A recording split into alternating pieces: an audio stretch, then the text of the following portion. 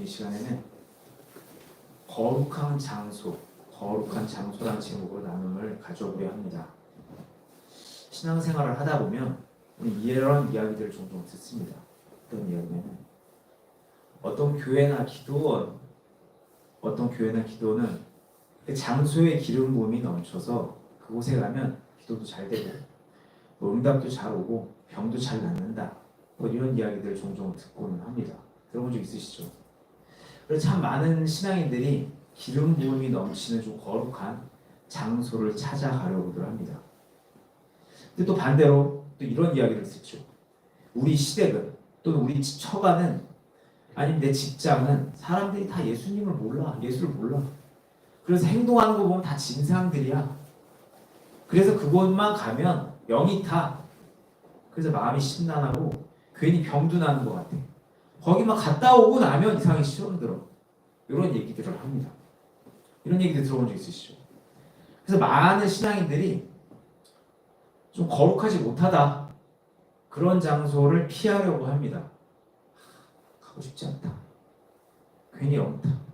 물론 영적 세계의 그 흐름을 생각한다면 충분히 그럴 수 있죠. 충분히 가능한 이야기입니다. 구약에서 분명히 말씀하고 있죠. 부정한 것에 닿기만 해도 부정하다. 민수기 19장 22절. 부정한 자가 만진 것은 무엇이든지 부정할 것이요 그것을 만진 자도 저녁까지 부정하리라. 그 외에도 레위기 말씀도 보면 계속 부정할 거래요. 네, 그 자리에 가고 그 물건 만지면 부정할 거래요. 하지만 저는 이런 질문을 드려보고 싶어요. 예수님께서는 당시 사회에서 정말 부정하다고 여겨졌던 나병 환자에게 손을 얹고 기도를 하셨단 말이죠. 레위기 13장 8절. 제사장을 진찰할지니 그 병이 피부에 퍼졌으면 그를 부정하다 할지니라. 이는 나병이니라. 레위기 말씀을 보면 나병 부분을 보면 계속 나병 부정하다 얘기를 합니다. 근데 마태복음 8장 2절로 3절을 보시면 이런 장면이 나와요. 2절. 한 나병 환자가 나와 절을 하며 이르되 주여 원하시면 저를 깨끗하게 하실 수 있습니다. 하고는 3절. 예수께서 손을 내밀어 그에게 대시며 이르시되 내가 원하노니 깨끗함을 받으라 하시니 즉시 그 나병이 깨끗하여진지라. 그렇다면 이 부정한 나병 환자에게 손을 대신 예수님 부정해지셨나요? 부정해지셨나요? 아니요. 성경 어디에도 예수님 부정해지셨습니다. 예수님께서 부정해지심에 그런 기록은 없고 오히려 부정했던 그 자가 깨끗해짐에 나음을 받음에 이런 구절만 있어요. 그래서 우리는 이 기록을 통해 우리는 알 수 있죠. 뭘 알 수 있냐? 그리스도 안에 부정함이 없다는 거예요. 그리스도 안에 부정함이 없어요. 로마서 8장 있죠. 그러므로 이제 그리스도 예수 안에 있는 자에게는 결코 정죄함이 없습니다. 정죄함이 없는 거예요. 그리고 우리 이 사실과 이 말씀을 통해서 또 알 수 있죠. 뭘 알 수 있냐? 그리스도 안은 거룩하다는 거죠. 거룩해요. 구별되어 있어요. 성별되어 있는 거죠. 그리스도 안은 거룩하다. 너무 뻔한 얘기처럼 들릴 수 있는데요. 제가 이제 여기까지 얘기하고 다시 질문 드려볼게요. 그럼 예수 그리스도를 믿는 우리 그리스도인들에게 있어서 거룩한 곳이 어디죠? 성별된 곳이 어디죠? 그리스도 아니죠. 아까 드렸던 뻔한 얘기. 제가 뭘 말씀드리고 싶은지 다 아시나요? 우리 그리스도인들, 우리 신앙인들의 거룩한 장소는 예수 그리스도 아니라는 거예요. 그래서 그렇기 때문에 언제든지 그리스도 안으로 들어갈 수 있는 우리 신앙인들에게 있어서 거룩한 곳은 눈에 보이는 장소에 구애받지 않는다는 거죠. 쉽게 말하면 예수님 안으로 들어가면 지금 내가 어느 곳에 있든지 이 자리가 거룩한 곳이라는 거예요. 그래서 우리는 기도 좀 잘하기 위해서, 기도 응답 잘 받기 위해서, 하나님 일하심을 좀 특별한 체험을 하기 위해서 기름 부음 넘치는 곳을 굳이 찾으러 다닐 필요가 없다는 거죠. 또 영타서 고생하기 위해서 고생하지 않으려고 부정한 곳을 피해 다닐 필요도 없다는 거예요. 물론 그렇다고 해서 제가 지금 성도님들께 기름 부음이 있는 장소에서 기도하는 거 아무 소용없다 말씀드리는 게 아니에요. 또 죄가 가득가득한 그런 장소, 부정한 장소 막 돌아다녀도 된다 이 말씀을 드리는 게 아니에요. 분명 세상에는요 기름 부음이 넘치는 장소가 있고 부정한 장소가 분명히 있습니다. 예. 그리고 기름 부음이 있는 장소에는요 하나님의 임재가 더 쉽게 느껴지죠. 맞아요. 또 부정한 장소에서 나쁜 영의 공격을 분명히 받습니다. 이 또한 맞아요. 하지만 제가 지금 이 설명절 중에 많은 사람들을 만나게 된 이 설명절 중에 성도님께 권면드리고 있는 건요. 분명 장소의 영향이 없지는 않지만 그럼에도 영적 풍성함을 위해서 또는 영적 공격을 방어하기 위해서 너무 외적인 장소에 집중하지 말라는 거예요. 오히려 그 외적인 장소에 집중하기보다 나라는 존재 안에 이 들어있는 이 거룩에 집중을 하셔서 내가 있는 장소가 거룩한 장소가 되게 하시라는 거예요. 그거에 집중하시라는 거예요. 나에 집중을 하는 거예요. 이곳은 거룩하지 못해. 이곳은 거룩해. 아니요. 내가 지금 있는 이곳이 거룩한 거예요. 지금 의도가 다르시죠? 우린 기억해야 돼요. 우리 몸은 하나님의 성전이죠. 우리 몸이 이미 성전이에요. 교회는요. 성전들이 모인 곳이에요. 우리 안이 이미 거룩한 성전이에요. 왜? 우린 예수님 믿어서 그리스도의 영신 성령님께서 내주하시고 계시거든요. 하나님이 이미 계신 거예요. 그래서 이미 성전이에요. 고린도전서 3장 16절 너희는 너희가 하나님의 성전인 것과 하나님의 성령이 너희 안에 계시고서 알지 못하느냐? 하나님의 영이 너희 안에 계셔서 너희 안에 너는 이미 성전이야. 그거 왜 모르니? 질문하는 거예요. 그래서 거룩은 이미 우리 안에 있죠. 이미 있습니다. 그렇기 때문에 비록 내 시댁이, 내 처가가, 내 직장이 모두가 예수를 안 믿어. 하는 짓이 다 진상이야. 죄가 바글바글해. 그런데 내가 예수를 믿어. 예수님을 믿어. 그래서 그리스도를 믿어서 내 성령님이 내주하고 계셔. 그럼 내가 가는 그곳이 거룩한 곳이고요. 나로 인해서 그곳이 거룩한 장소가 되고요. 나로 인해서 그곳이 기름 부음이 넘치는 기도원이 되고 교회가 되고 하나님 나라가 되는 거죠. 그러니까 저는 오늘 이 시간에 이 명절의 때 성도님들께 거룩을 외적 장소에서 찾지 마시고 내면에 이미 존재하고 있는 그 거룩 안으로 들어가셔서 장소에서 자유하시길 소망합니다. 장소에서 자유하셔야 돼요. 저의 이 나눔에 그래 우리 안에 거룩이 있다는 것도 알겠다 이거예요. 그래서 외적인 장소 찾으러 다닐 것보다 우리 안에 있는 거룩 안으로 들어가서 내가 지금 있는 이곳이 거룩한 곳이 되게 하라는 것도 알겠다 이거야. 근데 그럼 그 거룩 안으로 우리는 어떻게 들어가지? 그래 우리 안에 있는 거룩 안으로 우리가 어떻게 들어가지? 장소는 가면 되잖아. 근데 우리 안에 있는 거룩 안으로 내가 어떻게 들어가냐고 의문이 드실 수 있어요. 자, 이 의문에 대해서 되게 추상적으로 되게 원리적으로 답변을 드려보면 믿는 가운데 성령을 따라 행하면서 그리스도 안에 있으면 돼요. 그렇죠. 믿음 가운데 믿어서 믿음 안에서 믿음이란 뜰 안에서 성령을 따라 행하면서 그리스도 안에 있으면 됩니다. 성령을 따라 행하면 죄를 짓게 되지 않고요. 또 그리스도 안에 있으면 정죄함이 없으니까 그렇게 하면 돼요. 그럼 또 질문. 그렇다면 그걸 끄신다고? 끄시면 돼요. 끄시면. 또 질문. 그렇다면 우리는 어떻게 믿음 가운데 성령을 따라 행하면서 그리스도 안에 있을 수 있을까? 그렇다면 또 다른 질문. 그래서 우리가 믿음 가운데 성령을 따라 행하면서 그리스도 안에 어떻게 있을 수 있을까? 일단은 최종적인 답은 일단은 하나님을 믿어요. 하나님 믿는 거예요. 먼저. 그 믿음 가운데 하나님을 사랑하고 지체를 사랑하면 되죠. 그럼 돼요. 사랑하면 되는 거예요.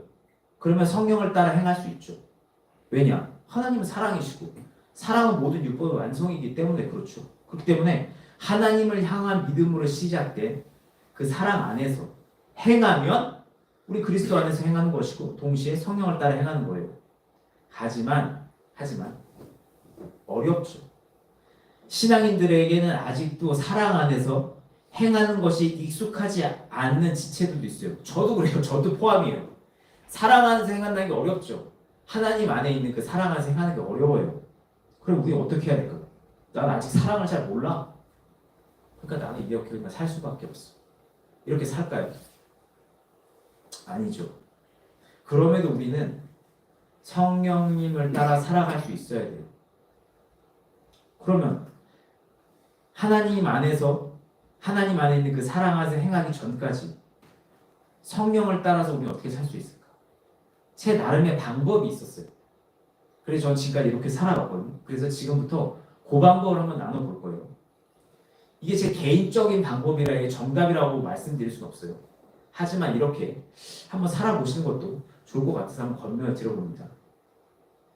나름 또 제가 이렇게 정해서 살아왔으니까 나름 결과도 얻어봤거든요. 그래서 이 시간 조심스럽게 나눠볼게요. 먼저 오늘 본문 말씀인 로마서 6장 19절을 함께 읽을 겁니다. 로마서 6장. 오늘 한 절만 읽을 거예요. 로마서 6장 19절. 로마서 6장 19절. 로마서 6장 19절. 다 찾은 줄 믿고 함께 읽겠습니다. 시작.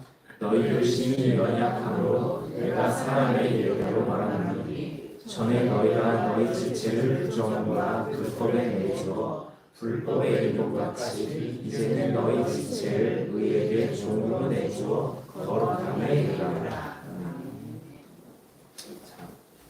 로마서 6장 방금 읽으신 거, 이 로마서 6장 말씀에 따르면 우리는 우리 지체를 의의 종으로 내어 주어서, 표현을 조금 바꿔보면 우리는 우리의 몸을 진리의 영이신 성령님께 내어 주어서 거룩을 지킬 수 있어요. 갈라디아서 5장 16절. 내가 이르노니 너희는 성령을 따라 행하라. 그리하면 육체의 욕심이 이루지 아니하리라. 그런데 참 안타깝게도 우리는 여전히 나의 옛 자아가 살아있죠. 로마서 7장 22절 23절. 내 속사람으로는 하나님의 법을 즐거워하되 성령의 법을 즐거워하되 내어주고 싶대. 23절. 내 지체 속에 한 다른 법이 내 마음의 법과 내 지체 속에 있는 죄의 법으로 나를 사로잡는 것을 보는도다. 그러니까 내 마음의 법과 싸워 내 지체 속에 있는 죄의 법으로 나를 끌고 가는 것을 내가 보게 된다는 거예요. 내 안에 또 다른 법이 있어서 난 내어주고 싶어. 그런데 자꾸만 내 안에 다른 자아가, 다른 법이 아니 성령님께 널 내어주지 마 하면서 잡아당기고 있다는 거죠. 그래서 우리는 아무렇지도 않게 나를 성령님께 내어줄 수 없어요. 이게 어려운 현실이에요. 결국 나는 이 두 법 안에서 성령님의 법을 선택해서 나 자신을 내어줄 수 있어야 돼요. 그래서 저는 이런 상황 속에서 제 나름대로 성령님의 법을 선택해서 나 자신을 내어주는 방법을 이렇게 정해서 살아왔어요. 자, 이 상황을 한번 상상하면서 들어보셨으면 좋겠어요. 내 안에 두 종류의 두 방향이 존재해요. 내 안에 두 방향이 존재해요. 그래서 그 방향 중에 한 방향을 선택하는데 어떤 방향을 선택하냐면 하면 즐겁고 하면 재미있고 중독성이 있는 쪽 말고 하면 기쁘고 하면 평안이 있고 중독성이 없는 쪽을 저는 성령을 따라 행하는 것이라고 여기면서 그쪽으로 걸어보려고 했어요. 다시 저는 그동안 해서 즐거워, 막 즐거워, 하면 재밌어. 근데 또 중독성도 있어. 근데 하고 나면 마음이 좀 허전해져. 엄청 즐거운데 하고 나면 허전해져. 그쪽 말고 하면 마음 깊은 곳에서 기쁨이 올라와. 이거 조금 다른 거 아시죠? 기쁨이 올라와. 그러면서 든든함과 함께 평안이 있어. 근데 하지 않으면, 그걸 그대로 하지 않으면 하고 싶다라는 자극적인 충동이 올라오는 게 아니라 오히려 하지 않으면 사라져. 기쁨이 사라져. 메말라져. 그걸 안 하면 서서히 메말라져. 그러면서 그게 도리어 하고 싶지 않아져. 그거 하지 않으면 하고 싶다 충동이 올라오는 게 아니라 서서히 그때 기쁨이 사라지면서 그게 다시 하고 싶지 않아져. 그런 쪽을 성령님에 따라 사는 방법이라고 생각하고 살아왔다는 거예요. 예를 들면 술, 담배, 게임, 도박, 오락, 즐겁고 재밌고 중독성이 있죠. 안 하면 막 하고 싶어져요. 할 때 엄청 재밌죠. 근데 하고 나면 허무해요. 내가 뭐 하고 있나 지금. 인생 시간 다 낭비하고 내가 지금 뭐 하고 있을까? 마음이 허무하죠. 괴롭죠. 왜 그런가요? 저에겐 세 가지 이유가 닿는데요. 하나는 일단은 세상 것 자체에는 그 본질을 들여다보면 허탄함이 있기 때문에 그래요. 세상 것들에는 기본적으로 본질에 허탄함이 있어요. 전도서 1장 14절에 내가 헤아려 행하는 모든 것을 보았다. 근데 보라, 모든 것이 헛되고 바람을 잡는 것 같다. 세상 것들은요, 그 본질을 보면 바람을 잡는 것 같다는 거예요. 그래서 본질적으로 허탄한 거예요. 그래서 아무리 해도 목이 마른 거죠. 또 다른 하나는 그렇게 마음이 불편한 이유는 성령님께서 근심하시기 때문에 그래요. 에베소서 4장 30절. 그래서 이 말씀이 있어요. 하나님의 성령을 근심하게 하지 말라. 그 안에 너희가 구원의 날까지 인치심을 받았느니라. 그러니까 하나님의 성령님을 근심하게 하니까 하지 말라는 거예요. 그 성령님 안에서 너희가 구원의 날까지 인치심 받았다. 성령님이 계시기 때문에 우리는 구원의 백성이라는 인치심을 받게 됐거든요. 인정을 받은 거예요. 성령님이 계심으로 인해서. 그런데 계속 근심하게 해. 그러니까 성령님 계속 근심하셔. 그러니까 마음 계속 괴롭죠. 그리고 마지막 하나는 그렇게 성령님께서 근심하시게 되면 어떤 일이 일어나냐? 우리가 거듭날 때 새롭게 소유한 그 양심 있잖아요. 그 양심이 계속 떨립니다. 그러니까 이게 계속 복합적으로 일어나서 허탄함과 괴로움이 계속 일어나는 거예요. 그래서 저는 그동안 성령님을 따라 걷고자 할 때는 하고 나면 마음 깊은 곳에 기쁨이 올라오고 든든함과 평안이 있고 하는 걸 멈추고 나면 충동적인 자극이 올라오지 않고 하고 싶다 그런 충동이 올라오지 않고 그거 대신에 오히려 그 즐거움이 사라지면서 기쁨이 사라지면서 도리어 그거 하고 싶지 않아 말씀, 기도, 찬양 이런 것도 생각해 보세요. 안 하면 하고 싶지 않거든요. 안 하면 하고 싶지 않아지는 거예요. 그런 것들로 성령을 따라 행하는 것으로 여기면서 거르고 들어가고자 했던 거죠. 저의 이 나눔에 그래 마음이 기쁘고 평안이 생긴다고 그에다 성령으로부터 온 거라고 그걸 성령님께로부터 온 거라고 어떻게 그렇게 자신하면서 얘기하지? 네 마음의 평안이 네 마음의 기쁨이 성령님께로부터 온 것이라고 어떻게 자신하냐? 제가 이렇게 자신할 수 있는 이유는요. 이거 100%라고 할 수 없지만 그래도 제가 이렇게 자신할 수 있는 이유는 두 가지이기 때문입니다. 하나는 제게는 성경이 기록되어 있고 또 신앙의 선배들이 했던 그 고백처럼 제가 죄인이었다는 것을 조명받은 경험이 있어요. 내가 죄인이었다라는 걸 조명받은 경험이 있어요. 그리고 또 그 죄가 십자가 그 보혈로 사해져서 절대로 천국 갈 자격이 없는 나도 천국 갈 수 있게 되었다라는 조명을 경험받은 적도 있어요. 그리고 또 그렇게 조명받고 나서 성령님의 내주하심도 경험해 본 적이 있죠. 그래서 저는 내 안에는 성령님의 조명이 있고 새 양심이 있다. 양심이 찔려서 괴로워 본 적도 있거든요. 그러니까 있다라는 것을 알게 됐죠. 믿게 됐어요. 그래서 저는 내 안에서 이 올라오는 평안과 기쁨이 성령님께로부터 오는 것이다 라는 생각을 할 수 있게 됐죠. 그리고 또 다른 이유는 계속 성경을 묵상했잖아요. 그리고 또 기도를 계속 해왔잖아요. 나 자신과 싸움을 해왔잖아요. 그러면서 또 믿음의 사람들과 함께 성도님들과 함께 계속 내 안에 있는 조명과 양심의 찔림을 비교해왔어요. 그러면서 이 속에 올라오는 이것이 정말 하나님께로부터 오는 것이구나라는 것을 분별해왔죠. 그래서 저는 제 나름 이런 기준을 정할 수 있었어요. 참 그렇다고 해서 제가 항상 내면의 상태로만 가지고 성령님의 조명을 분별하는 건 아니에요. 분명 내 생각도 있겠죠. 제 기쁨, 제가 오해해서 제 기쁨과 제 평안을 하나님의 뜻이다 오해할 수도 있기 때문에 성경의 기록 속에서 하나님스러운 것이 뭔지를 분별하려고 하긴 합니다. 하지만 일단은 음성을 들으면 그렇게 저는 이런 제 내면의 상태를 기준으로 두고 아 이게 성령님의 뜻이구나라는 것을 분별하면서 가려고 하고 있어요. 자, 저의 이 나눔이 그래 알았다 이거야.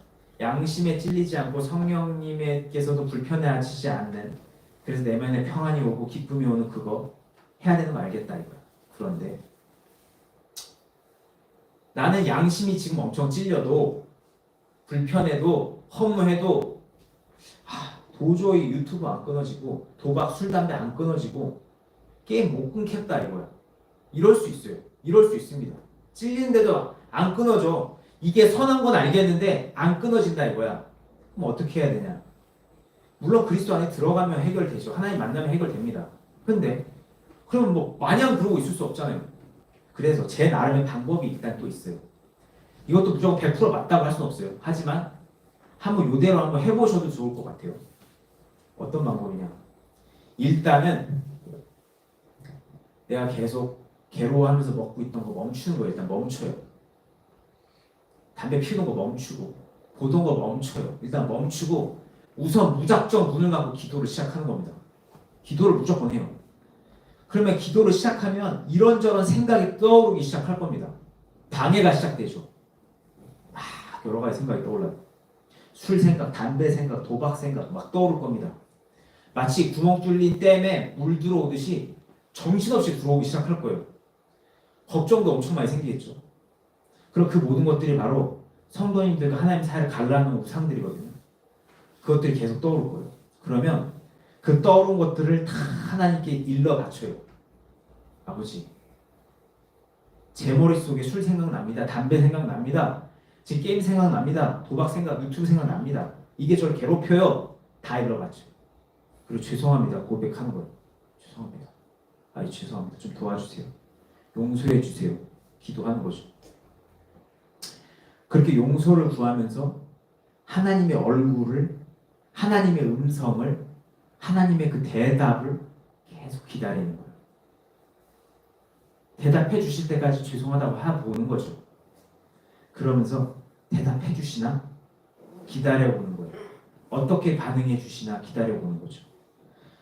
그런데 그렇게 기도하려는데 생각이 너무 많이 몰려와고 보통 기도가 안 될 때가 있어요. 너무 생각이 몰려오니까 기도가 도저히 안 돼요. 그러면 이렇게 해보셔도 좋을 것 같아요. 저 같은 경우는 이런 방법을 썼어요. 어떤 방법이었냐? 홍수처럼 생각이 밀려와. 걱정도 몰려와. 그럴 때는 종이에 써요. 저는 종이에 놓고 씁니다. 그러고 나서 제 자신에게 말해요. 나중에 내가 충분히 걱정할 테니까, 내가 충분히 이거 몰아서 다 볼 테니까 일단 좀 조용해. 그러면서 다 써요. 그러고 나서 계속 기도를 이어갈 수 있었거든요. 그렇게 하면서. 그래서 계속 기도를 이어가는 거예요. 혹시라도 계속 기도를 하려는데 그렇게 생각이 밀려오고 해서 힘드시다면 요 방법도 한번 써보시면 좋을 것 같아요. 그렇게 기도를 붙잡으면서 계속 기도 속으로 들어가는 겁니다. 그렇게 기도하시다 보면 하나님과 나만 있는 장소에 닿게 돼요. 반드시 그 장소에 닿게 됩니다. 그러면 견딜만해지죠. 왜? 좀 조용해지거든요. 참고로 이래서 깊게 기도해 보는 훈련이 중요한 거예요. 평소에 이렇게 깊게 기도해 보시는 훈련이 있었다면, 그리고 그 공간 안에 들어가시는 것이 익숙하다면 이때 뚫고 들어가는 게 어렵지 않거든요. 평소보다 좀 빡빡할 뿐이지 들어가는 게 어렵지 않아요.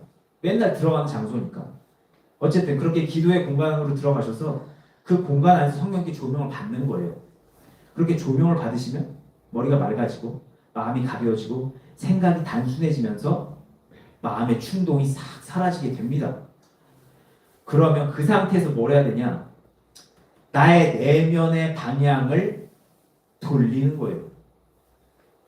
경건한 쪽으로 돌리는 거예요. 이게 무슨 소리냐면, 자, 드라마 보고 싶다는 생각이 있었잖아요. 내 방향이 모두가 걸로 모여 있었어요. 내 시선이 걸로 쫙 흐르고 있었다고. 그런데 이거를 기도하고 싶다 쪽으로 바꾸는 거예요. 사고의 방향을 바꾸는 거죠. 유튜브 생각하는 거 대신에 성경을 생각하는 거예요. 이 방향을 바꿔보는 거예요. 세상에 있던 나의 내면의 시선을 내 안에 있는 지성소 쪽으로 돌려보는 거죠. 경건 쪽으로 돌리는 거예요. 이게 원래는 죽어도 안 됩니다. 이게 절대로 안 돼요. 성경 보고 싫고 기도하기 싫어서 돌리는 게 안 됩니다. 그런데 이때는 돼요. 요 순간엔 이게 가능합니다. 그전에는 정말 속된 말로 이빨도 안 들어갔는데 이때는 들어가요, 이빨이. 이게 왜 되냐면요. 그걸 이렇게 한번 설명해 볼게요. 이 예화 한번 들어보신 적 있으실 거예요. 이게 체로키 인디언의 전설인데 할아버지 인디언이 손자 인디언한테 이야기를 해줘요. 어떤 얘기를 해주냐면 우리 안에는 두 마리의 늑대가 있다. 아실 거예요. 검은 늑대하고 흰 늑대가 있다 이거예요. 근데 이 두 마리 늑대가 맨날 싸워. 근데 맨날 싸우는데 그 두 마리 늑대 중에 어떤 늑대가 이기겠냐 물어요. 그래서 애가 그러게요. 어떤 늑대가 이깁니까? 했을 때 그 할아버지가 해주는 얘기가 네가 먹이를 주는 쪽이 이긴다. 요 얘기를 합니다. 먹이를 주는 쪽이 이겨요. 교회 다니시면 설교 한번 들어보시면 요 이야기 한번 들어보셨을 거예요. 이야기를 이제 갖고 와서 다시 설명을 드려보면 도통 먹지 못하고 죽어가던 그 흰 늑대가 이때는 정신 차리고 음식을 먹을 수 있게 된다는 거예요. 이때는 흰 늑대도 먹이 쪽으로 올 수 있게 된다는 거예요. 이게 왜 그러냐? 검은 늑대가 힘을 잃어서. 주도권을 잡고 있던 검은 늑대가 힘이 빠지니까 두 늑대가 힘이 비등비등해진 거예요. 이제는 하나님 쪽도 세상 쪽도 힘이 내 안에서 비등비등해진 거예요. 그러다 보니까 드디어 흰 늑대에게도 먹이를 줄 수 있게 된 거죠. 나는 다 아시죠? 원래는 죄에 사로잡혀 있을 때는 하나님께서 기뻐하시는 일을 채우는 게 진짜 불가능합니다. 왜? 우리의 심령은 두 주인을 섬길 수가 없거든요. 그래서 한 발자국 검은 늑대의 힘이 빠져서 한 발자국 멀리 떨어져서 두 주인이 아니라 애매하게 걸쳐져 있는 두 존재가 있는 이 상태가 됐을 때 아담과 하와가 처음에 선악과 먹기 전에 그 상태가 됐을 때 우리는 내면의 방향을 돌릴 수 있게 되는 거예요. 저는 이렇게 해석하고 있어요. 그리고 내면의 방향을 바꾸고 나서면 이제 바꿀 수 있잖아요. 방향을 바꿨잖아요. 기도하고 말씀 보고 이런 쪽으로 이제 방향을 바꿨어요. 그러고 나서는 해야 될 일이 드디어 흰 늑대에게 밥을 주기 시작해보는 거예요. 더 기도해보는 거죠. 말씀도 한번 보는 거예요. 그전에는 죽어도 안 됐던 게 이때 되거든요. 말씀 보는 거예요. 은혜되는 찬양 불러도 보고 들어도 보는 거죠. 감동적인 기독교 영화 보는 거예요. 재밌는 그거 보기보다 감동적인 기독교 영화 한번 보는 거죠. 은혜되는 설교 들어보는 거죠. 그렇게 흰 늑대에게 계속 밥을 줘보는 거예요. 그렇게 흰 늑대에게 밥을 주기 시작하면 내 안에 있는 성전이 서서히 회복되는 게 느껴져요. 그럼 내 안에 있는 그 성전이 회복되면서 내 내면의 그 땅이 회복되는 게 느껴지는 거죠. 그러면 그때가 되면 나는 성령을 따라 사는 그 삶을 선택할 수 있어요. 표현을 바꿔보면 술, 담배, 유튜브, 게임 대신에 내 안에 진정한 기쁨과 평안을 주는 그 일을 집을 수 있다는 거예요. 진짜 경건이 편해지는 거죠. 할 수 있는 거예요. 자, 오늘 여기까지가 오늘 전해드릴 내용인데 이제 말씀을 마무리하면서 건면을 드립니다. 거룩한 장소는 이미 우리 안에 있었어요.